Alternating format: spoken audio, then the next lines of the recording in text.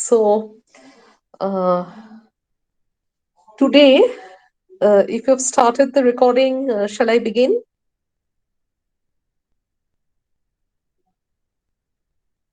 Okay, I'm just admitting your friends into this group.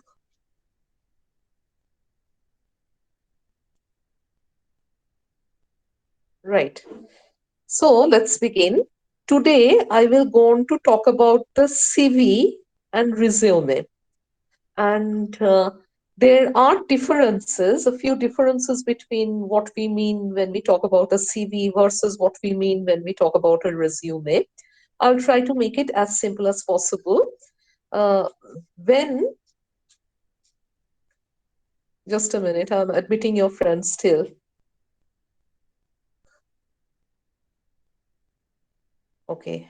So, hmm, yes, when we're talking about a kind of a thing called resume, we are thinking of a shorter version about what you need to let the prospective employer know about your qualifications.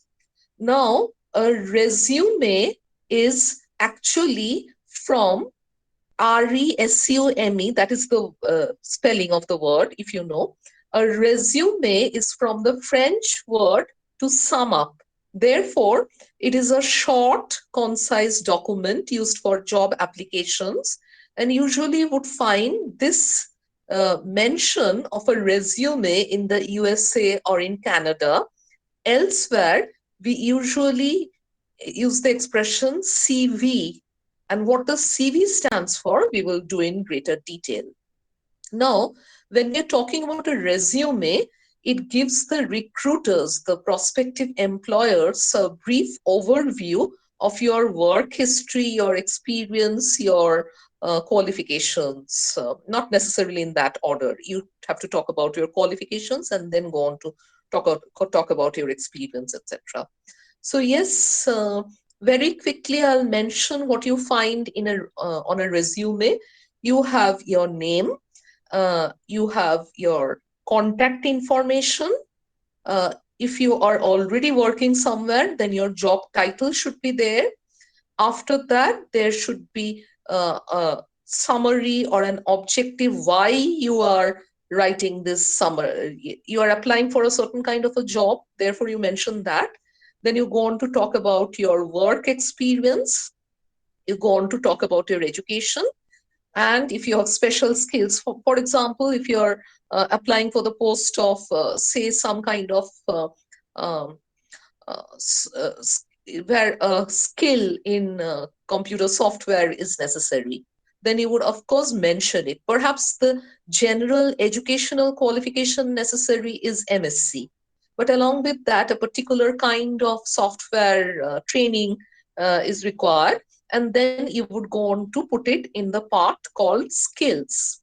And then there are additional sections like if you have won some awards, or if you have published something which would be important. Suppose you are applying for the job of a university professor, then you would find it important to mention your publications.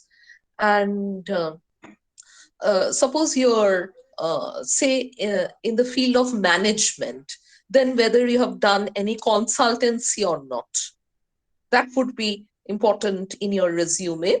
So far, and at the end, if you want, just very briefly, you can mention your interests. So that could give an indication to the prospective employer that yes, you are trying to upgrade yourself, you're trying to improve yourself in terms of the skills that you are acquiring still, or your interests have a certain kind of a reference to the kind of job that you are going to be offered eventually. So you could mention it if you think that it is relevant. So I hope in a very brief manner I've been able to tell you what a resume is.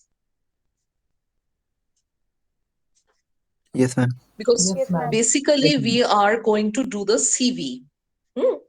And don't worry, what I propose to do is I will send the kind of write up that I promised to students. I mean, I think Promila and Shoknil had been helping me a lot, not only with the uh, other links that they generate, but also with the recording, etc.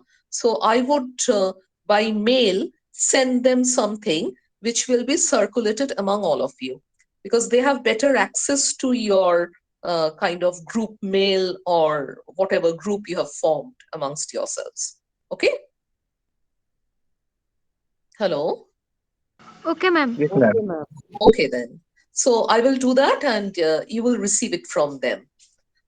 Now, what do we learn about a CV? Now, the full form of a CV is, the first word is C capital, CURRICULUM.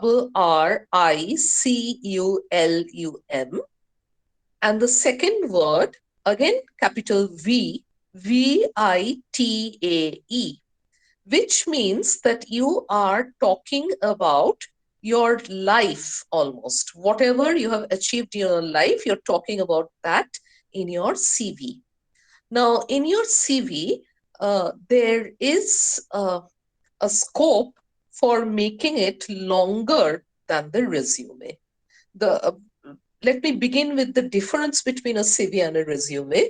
The CV has no limit in terms of length, whereas a resume most often is 1 or 2 pages long, so that your prospective employer in the USA or Canada is able to take a look at it very quickly and understand whether you have the required qualifications at all or not. The second thing, the second difference is about the CV would usually detail the whole course of a person's career. Uh, Wherever you have worked, for what length of time you have worked over there, what kind of job detail would be necessary for you to mention, all kinds of things that you might have done over there in terms of your experience, academic experience, administrative experience, all kinds of things you would put in a detailed manner in the CV. But the resume would only include those details about your work experience and skill, etc., that are relevant to the job opening. Only those, right? CVs, the third difference would be that CVs are used sometimes for academic purposes as well. Hmm. And resumes are usually used to apply for jobs, but this is a difference we will be able to understand a little later, perhaps. Let me first try to talk about the CV in greater detail, and then we will return to the difference, third difference. So I told you the full form of the CV, and the CV actually means the course of life. So whatever you have been able to do in the course of your life should be relevant in terms of the CV. And this is an in-depth document usually, where we are talking about your entire career in a detailed manner. It is sometimes 2 or 3 pages long, but it can be longer. Sometimes, if you have achieved such a lot that it, I mean, your list of publications, the places where you have presented papers at national and international fora, that could take more than a 10 pages even. So, a CV does not have a length bar in terms of that. We can understand that. A CV, of course, would, again, like a resume, give details about your education, your professional career, publication, awards, other achievements. Hmm. And you now, for a moment, I would talk about the situation in the USA and Canada, in particular. In the USA and in Canada, a CV is required if you are applying for something academic. For example, an academic job or a grant, research grant, a research fellowship. Then you would require a CV. Now let's see what a CV looks like, right? Yes, a CV, one by one. What are the things that you would generally find in a CV? Number one, name. Number two, contact information. Ma'am number one पे की Number बोल रहे number one would be your name, of course. Suppose you are Professor something, then you would write Professor such and such. It would be a part of your name. Okay. Okay done Or perhaps you have a PhD degree, then you can go on to write your name, and after your name, you can go on to write PhD. So that would give an indication that, or perhaps you are a doctor. Doctor means a medical practitioner. Then at the beginning, you can write DR full stop. Okay. Okay ma'am Okay.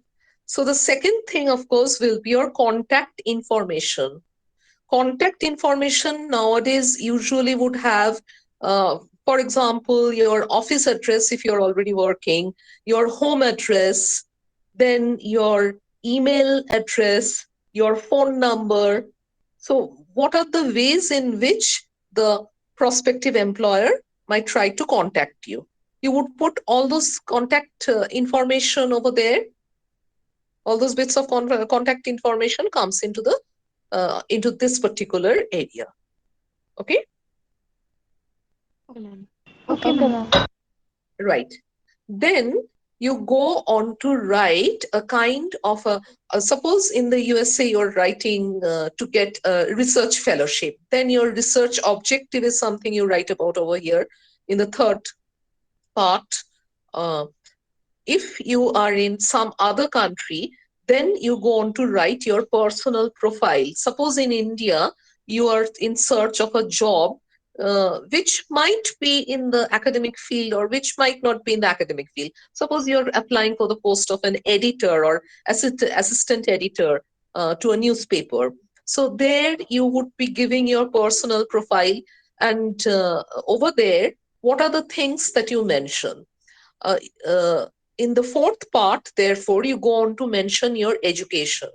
Now, in terms of education, you have to show which examination you have passed, in which year, what was the result, whether you got a first class, what was the percentage of marks, etc.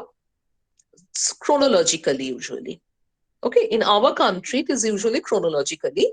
So it would mean you begin with class 10, then you go on to class 12, then your graduation, then your post graduation.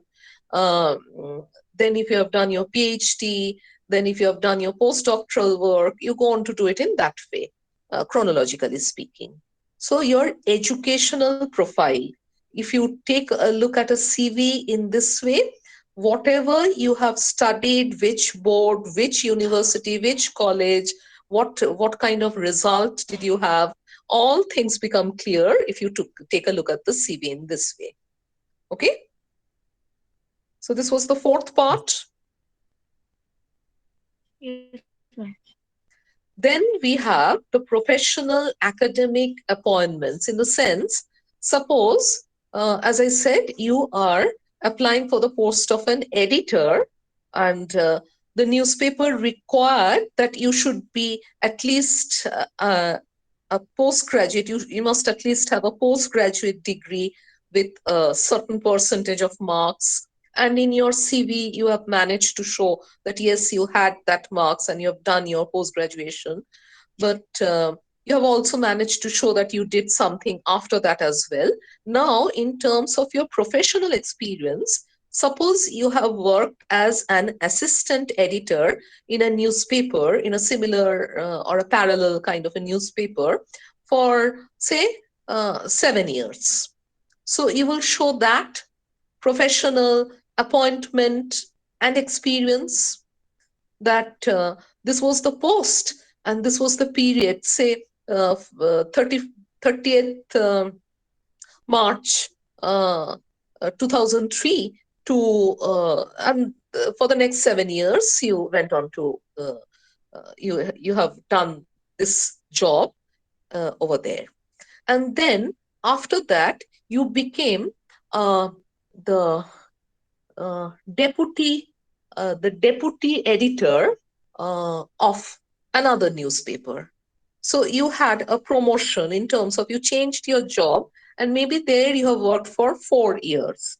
So as assistant editor for 7 years, then as deputy editor for 4 more years, you put it there chronologically so as to indicate that okay, I have enough experience, and now that is why I'm applying for the post of the editor of a very prestigious newspaper.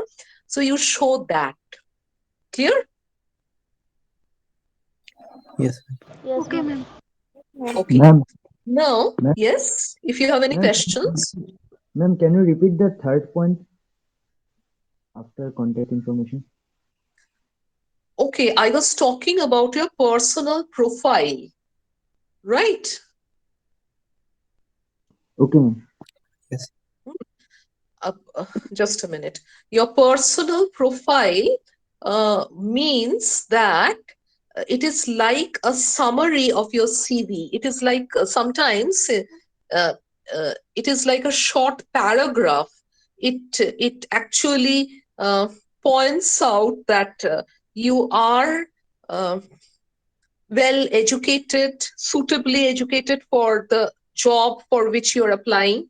You also show in a line, in a sentence or so, that you have a particular kind of expertise and experience or a skill, or you have achieved something which would make you very suitable for that job. So, yes, this was the third part I was talking about. And I mean, even if, suppose your recruiter, the human resources manager of the particular company where you're applying, perhaps that person doesn't have a lot of time.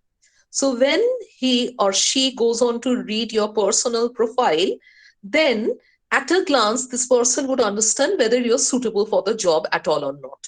And then in the fourth part, you go on to write in detail about your educational qualifications. In the fifth part, you go on to write about your professional experience in the same field, etc. Clear? So yes, in the in this third part, in your personal profile, you are making a statement about your expertise and your suitability in a very brief manner. In 2, 3 lines, even, you can show that.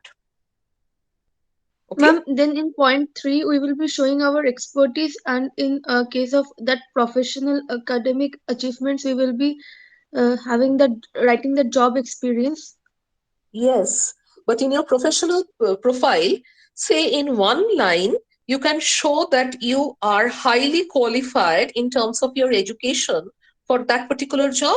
And in another sentence, perhaps you show that you have a vast experience in that field, and that will be something valuable to your potential employer. So you're just writing basically 2, 3 sentences in your personal profile, and then in the fourth section, in your education section, you are showing it in detail: which college, which university, which year, what was the percentage, whether it was a first class or not, etc. So, similarly, in the fifth part, in your professional appointment part, you are showing it in detail from this year to this year in this organization, in which capacity, and again, the higher kind of job that you did in another institution, perhaps. So, you are making it all up. You understand? Ma'am, then that personal profile is a gist of the education and professional academic Almost, achievements. almost. I mean, I told you, if somebody doesn't have the time, this is something that we learn from the Americans actually about this personal profile. In our country, it is not always used, but if we borrow this idea from the Americans or the Canadians, then it sometimes is very useful. In the sense, if they don't want to take the entire CV in a second or so, if they have just 1 or 2 seconds to spare, they would be able to take a look at the personal profile, and then they would understand, okay, in the education section, in the professional appointment section, we would find the details. Okay. Okay, ma'am. Okay. Yes, ma'am. Okay. Right. So then we are talking about, you have understood, I hope, about the professional appointment section. And then we go on to talk. Suppose you are, as I said, applying for the post of a professor of English in Vishwabharati. Right? Yes, ma'am. Now, so in your CV, you will not only tell us about your educational qualification, and remember, if you're applying for the post of a professor or associate professor or assistant professor, then you will have to show in your educational qualification that you have done your PhD or even postdoctoral work. Okay? Okay, ma'am. You Okay, know ma'am. that in a PhD you do a thesis on a certain subject, Yes, right? ma'am. Yes, And ma'am. if you are, say, as I said, you are applying for the post of a professor of English in Vishwabharati, then you are also going to mention at the end of your educational qualification. Now, this is not strictly in terms of your educational qualification, but this is a qualification that you must mention. That is, do you know about NET, SET, SLET? These examinations that are held in India and Indian states? Yes, ma'am. Yes. Yes. NET means National Eligibility Test. NET JRF would mean that you can work, if you qualify in the NET JRF, then JRF means that you can have a junior research fellowship, which will later become a senior research fellowship kind of a thing. And you can do your PhD work with the help of the fellowship money. So that is a very good thing. If you have only NET, then any NET, National Eligibility Test, that is what you have qualified in.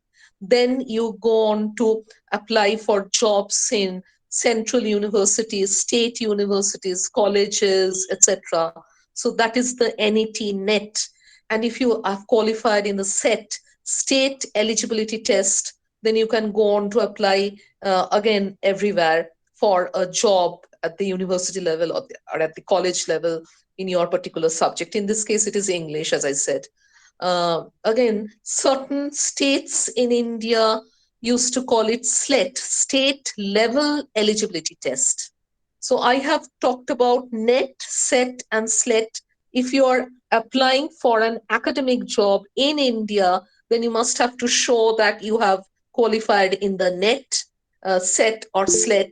And additionally, it is better to show that you have done your PhD in the relevant discipline as well. Clear? Yes, ma'am. Yes, ma'am. Okay. Yes, ma'am.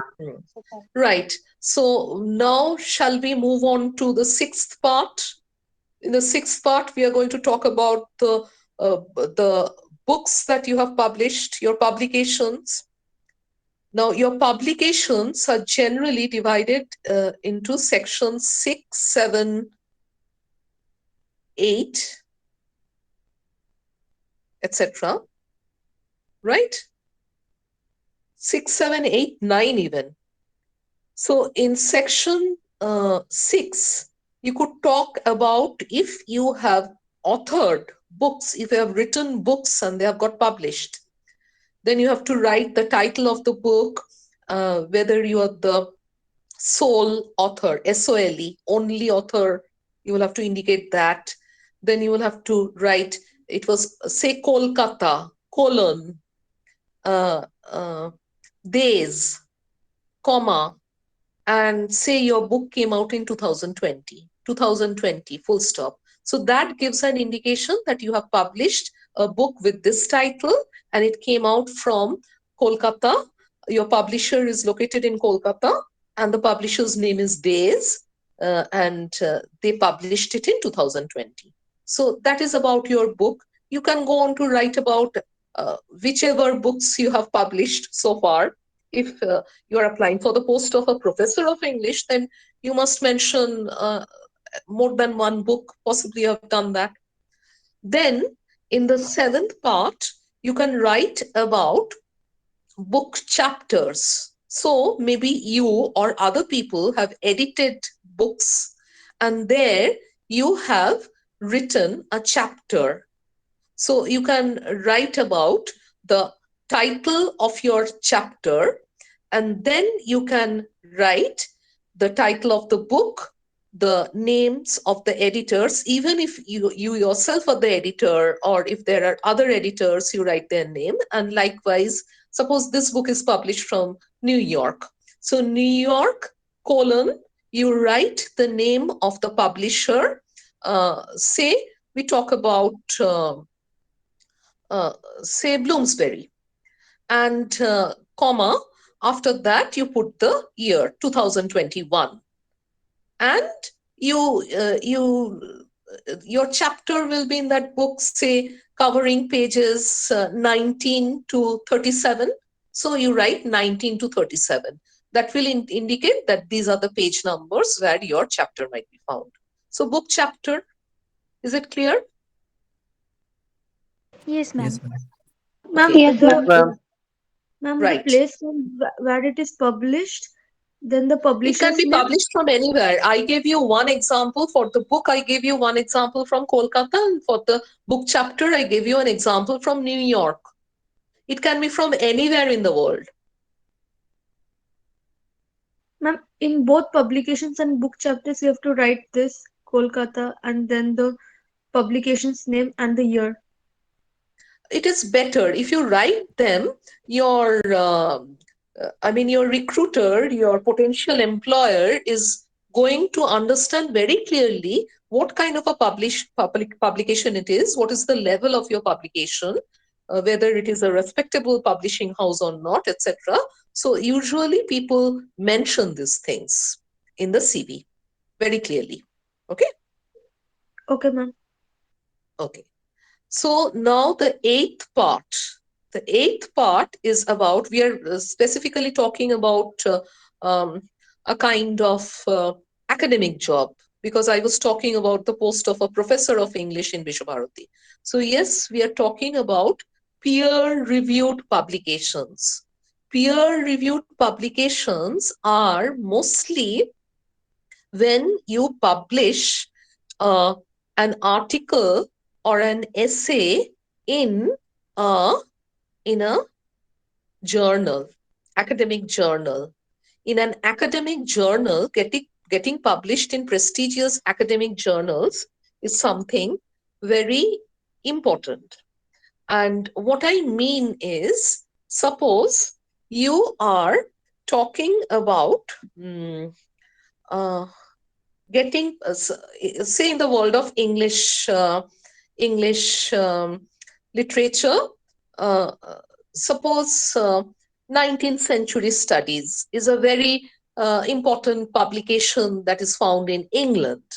Suppose if you're talking about India or the SARC countries, then post-colonial studies is a very important journal. So you can go on to make up the title of the journal, and the way you put it is within inverted commas. You, again, when you were writing about the chapter title, you would put in the chapter title within inverted commas, and the journal title or the book's title would always be in italics. Now I know that in your answer scripts you would not be able to write in italics. So what do?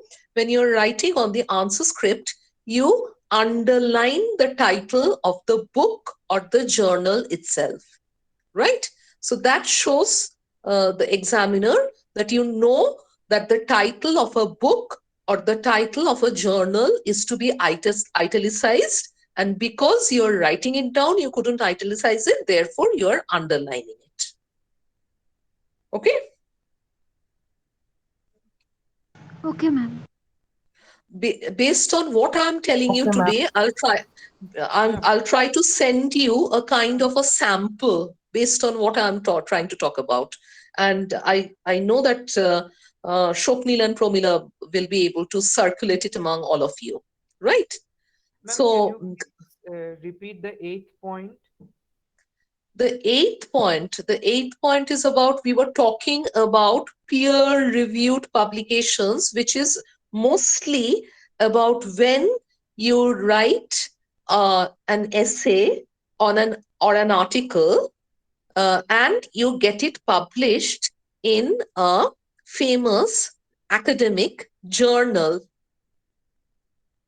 Okay, I Okay, ma'am. I I hope that you do consult the academic journals in your respective fields. Am I right? Okay, ma'am. Yes, ma'am. Mm. Yes, Sonupriya, I'm very sorry about it, but I got stuck about something yesterday and I couldn't quite complete it. So, Anupriya, I'll send it eventually.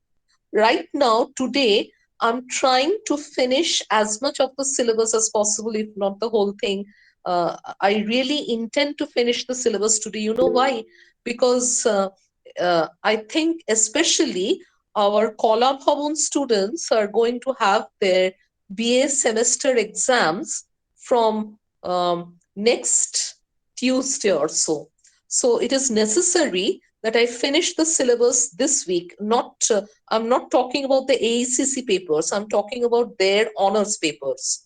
So we have to finish it today, and they would of course need at least a week to prepare for their honors papers. So I'm uh, trying to do it as quickly as possible today. Okay, so I will definitely send you the sample.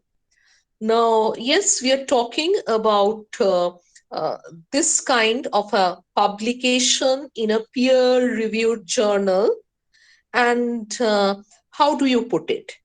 I told you, within inverted commas, you write the title of your article, then you write the title of the journal, underline it, and after that, within first bracket, you can write a peer reviewed journal, etc. You close the bracket, and then you go on to put, say, uh, volume 17, issue 2, and then page number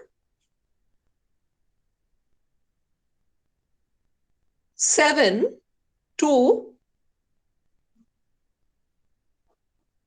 18. So that gives a clear indication that the journal, or and the year after the journal volume and the issue number, you put the year. Say it was published in January 2022. You write January 2022, put a colon, and after that, you go on to write the page number. As I said, 7 to 18 in this case. Right? Clear? Yes, Yes, ma'am. ma'am. Yes, ma'am. Ma'am, we have to write the year before the page number. Yes. We write this January 2022, we write before the page number. So January 2022 colon, and then you go on to write the page number. Okay? This to Okay, ma'am. this. Okay. So this was your peer reviewed publication. Hmm? Yes, ma'am. Yes, ma'am. Yes, Okay. Right. Now, then we go on to talk about the next section, which can be about your awards, honors, etc., or grants and fellowships. Hmm. Let's see. Rishabh has sent something and we will take a look at it. Give me just a minute, Rishabh. Uh, yes, right. Uh, format of a CV, name, including designation, contact information, personal profile, which can be very short and you don't always find it. But yes, if you are thinking of following the USS style, then there is a personal profile. Otherwise, it is not there. Then the educational profile chronologically. In chronologically is not necessary. Chronologically is the correct word. The in part is not necessary.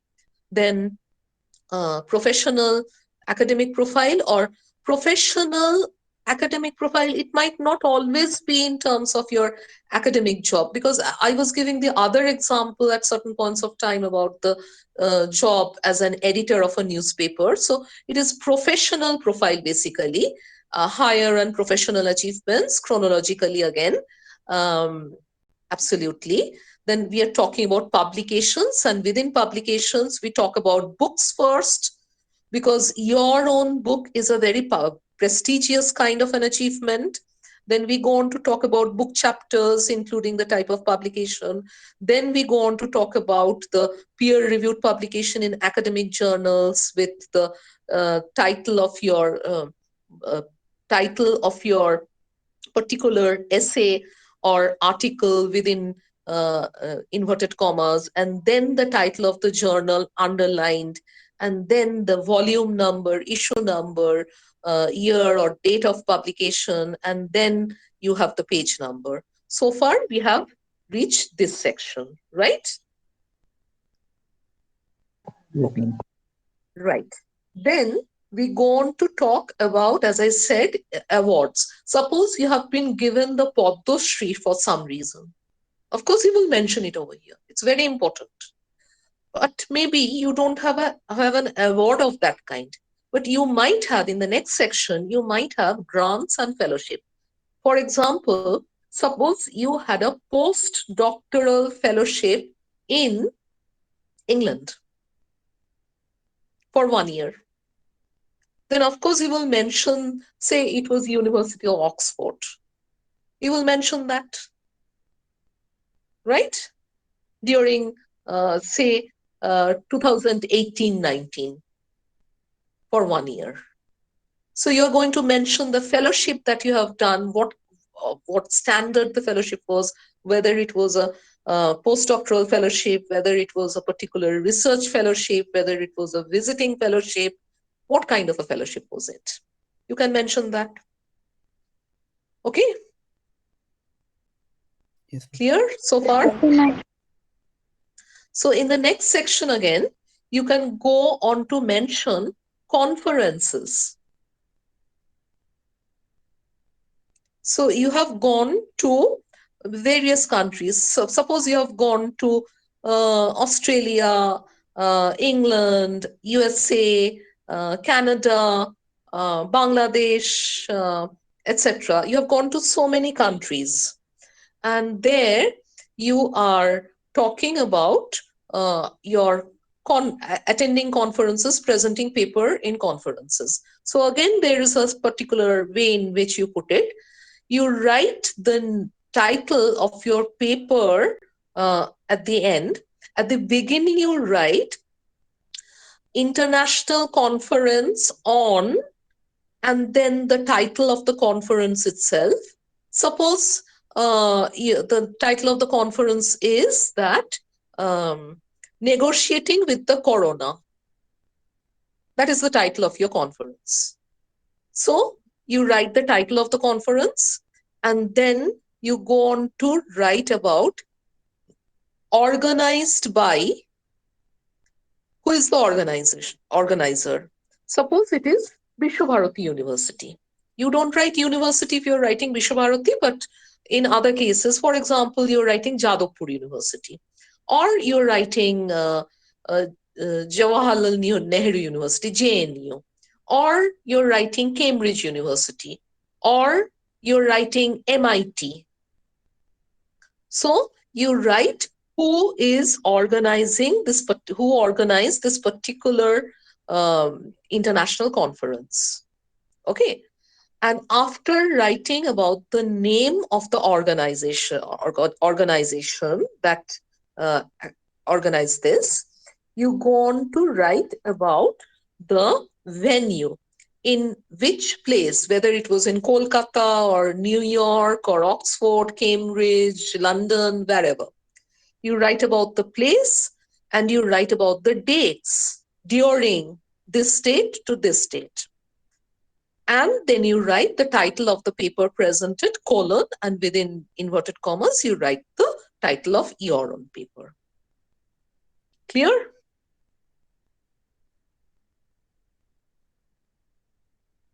Yes, ma'am. Okay.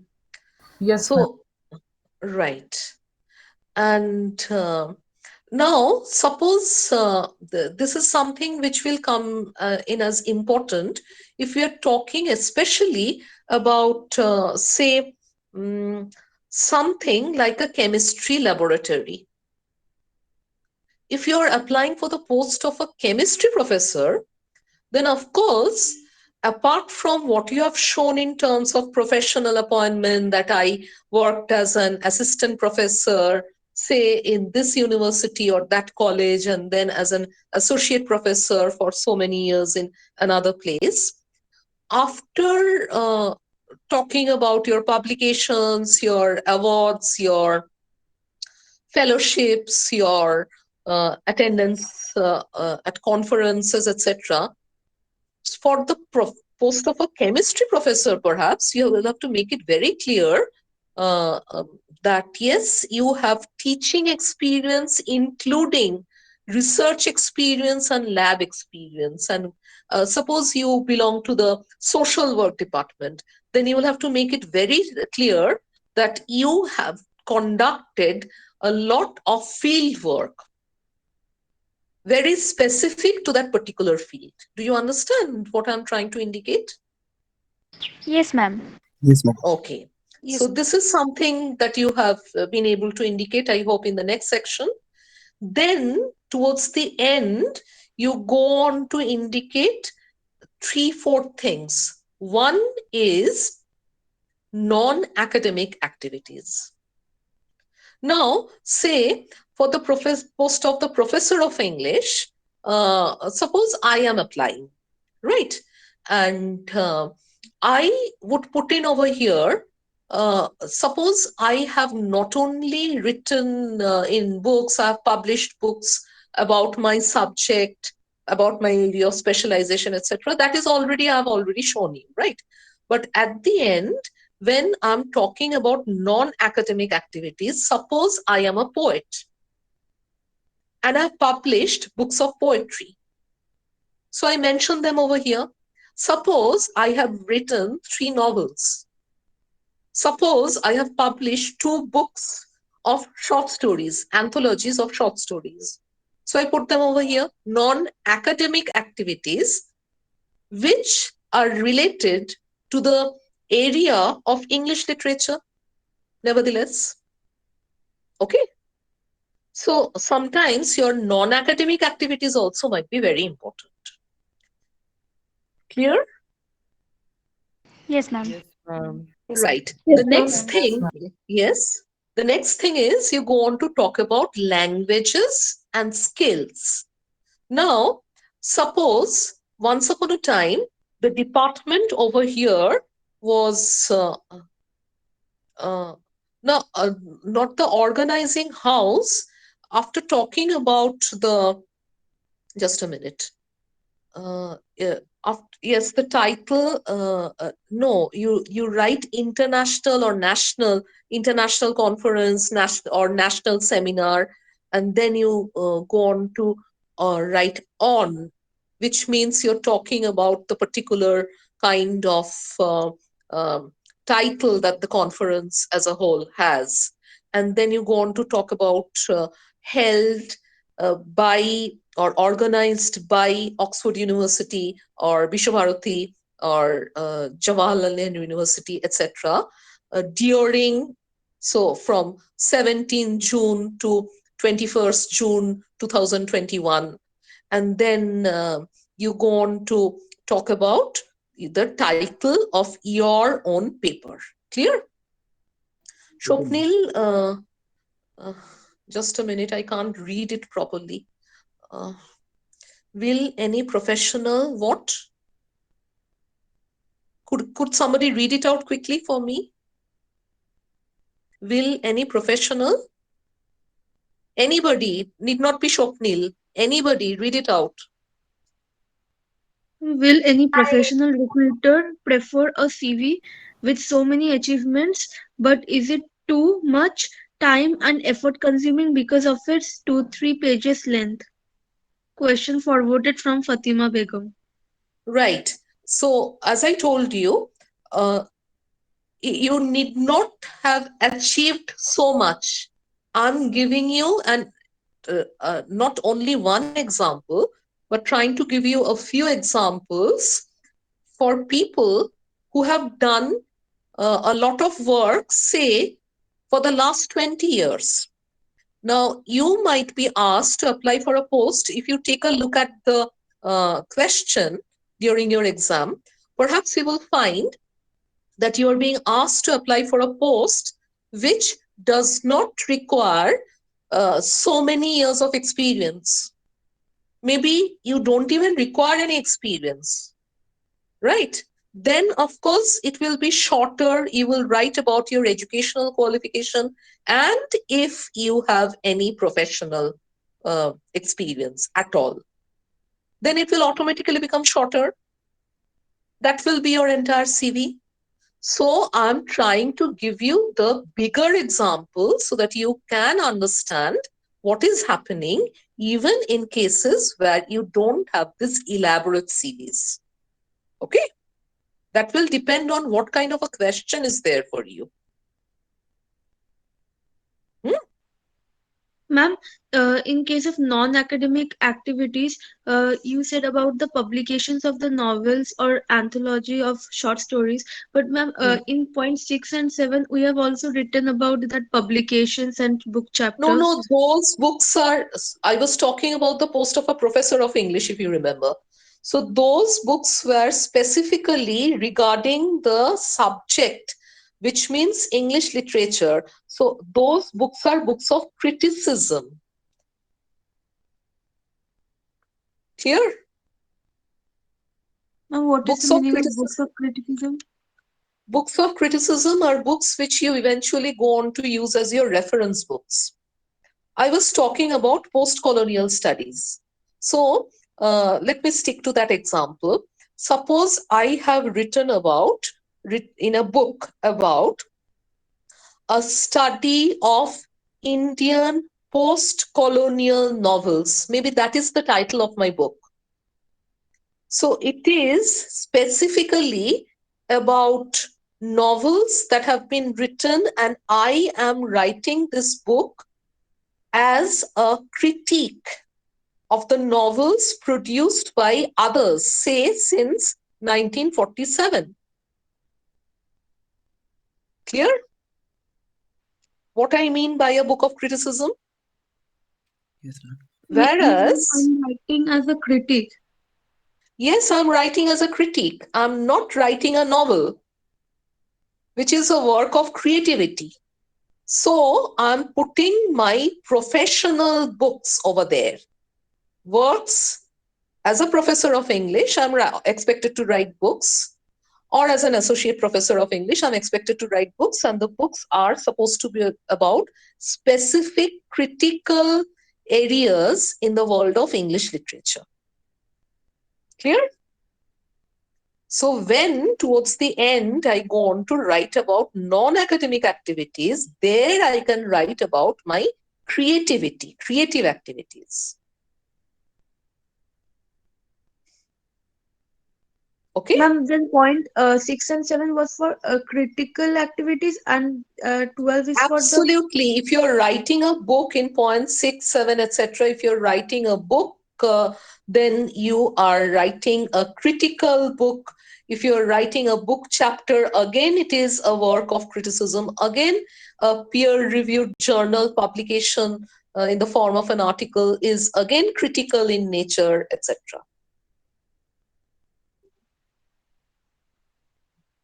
Okay? Yes, ma'am. Right.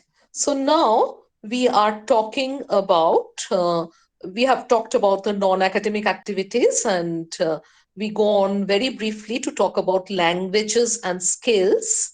And languages and skills will, of course, refer to, uh, for example, you're applying for the post of a professor of English, but at the same time, maybe you know one major European language like French, you have a diploma or, or something in French, and you know Hindi, Bengali, and other languages. So you go on to write about your languages.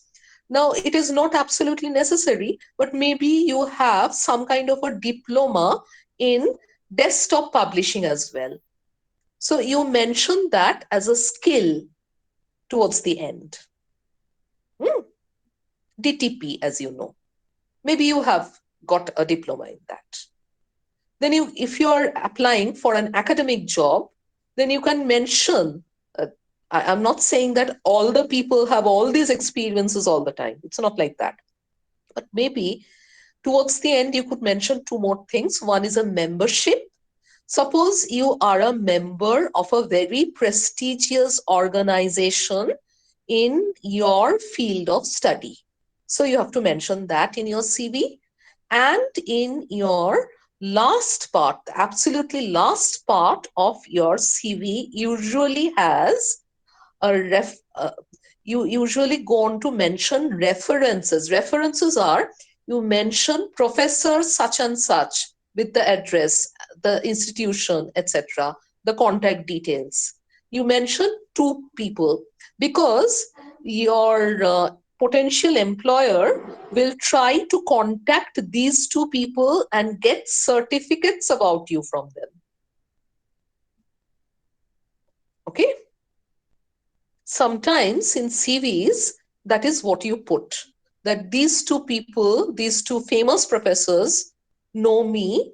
And if you write it under the section called references, they would, the potential recruiter would get in touch with them and ask them to write references, letters of reference or certificates for you. Clear? Yes, ma'am. Yes, Ma'am, ma'am. it comes under the part of language and skills, the references part. No, language and skills was one part. After that, I talked about another part called memberships. Then the last part I mentioned was about references. Okay? It will never come under language and skills. They're separate, completely separate. Clear? Okay, ma'am. Okay. So by this time, I hope you have been able to understand. If you have a question about a resume, it is shorter. If you are asked a question about a CV for a particular job, then it is longer. You have understood that by this time, I hope. I've given you the sections, important sections in the resume as well as the CV. And now, because I'm trying desperately to finish our syllabus today, would you give me permission to go on to a very short discussion about the comprehension part? I am hoping that Yes. you have done comprehension at the level of your school as well. Yes, ma'am. Yes, ma'am. Okay. Yes, ma'am. Right. Thank you, Rishabh. Thank you very much. Now, yes, we are talking about a piece of comprehension, and in comprehension, we usually are given a short passage, right? Hello? Yes, ma'am. Yes, ma'am. Yes, a short passage. And what do you have over there? In the passage, you have a, a number of bits of information, and then you can be asked a number of questions. For example, you can be given multiple choice questions. I'm not saying that you will get multiple choice questions over here this time. I'm trying to say what kinds of questions are asked. To understand, the examiner would try to understand whether you have understood that passage or not. Okay? Okay, Okay, ma'am. ma'am. So, Yes, ma'am. whatever I've been saying about the CV, if I put all these things in a, or not the CV is too long. Suppose whatever I've been saying about the resume is from the French word to sum up, it is short and it is used for a job application, especially in the USA and Canada. And the purpose of a resume is to provide recruiters with a brief overview of the candidate's work history. A good resume should be targeted at a specific job and it should be 1 or 2 pages long, etc. So I could use a short passage of this kind, right? Yes. Yes, Now, ma'am. after that, because you are supposed to have understood the passage, suppose I ask you, what is a resume? 2 marks, right? Then, where does the word resume come from? And what does it mean? 2 marks. So it comes from the French language and it means to sum up in the French language. So again, 2 marks, 1 plus 1, right? Yes, ma'am. Then what distinguishes a resume? There you will have to write what is the purpose of a resume. You are supposed to write that it is supposed to be brief. It is usually 1 or 2 pages long only, and it is targeted at a specific job. Therefore, you have to make it very relevant. Your resume has to be completely relevant to that specific job. So, suppose I have given you 3 marks for this. So you write it in 2 or 3 sentences, or 4 or 5 sentences, and you are given marks up to 3. 3 is the maximum marks for this particular question. Clear? Yes, ma'am. Then Yes. for yes, then perhaps I give you make sentences with. Make sentences with uh, the first word, resume. Second, short. Third, concise. Fourth, document. Fifth, job. Sixth, application. Seven, overview. Eight, candidate. Nine, history. 10, specific. I've given you 10 words, and perhaps you are supposed to write sentences, 5 sentences, 5 marks. Clear? Yes, ma'am. Yes, ma'am. Okay. So, this is the way in which you have been doing your comprehension pieces, and this is the way in which I would ask you to keep practicing. Right? Yes, ma'am. Okay, okay. Ma'am, in case of So, the make sentence, the means the meaning has to be different from the passage. Same word, you different know, meaning. this is an important question. Do not repeat anything from the passage itself. Now, if you're given the word resume, you should not write a resume is a short, concise document used for job applications, especially in the USA and Canada. That will not do because that sentence is already there in the passage. You have to make a sentence of your own. Okay? Ma'am, the meaning has to be same from the with the passage. No, no.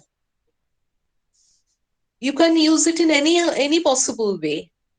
For example, if you take the word history is one of the words I've given you.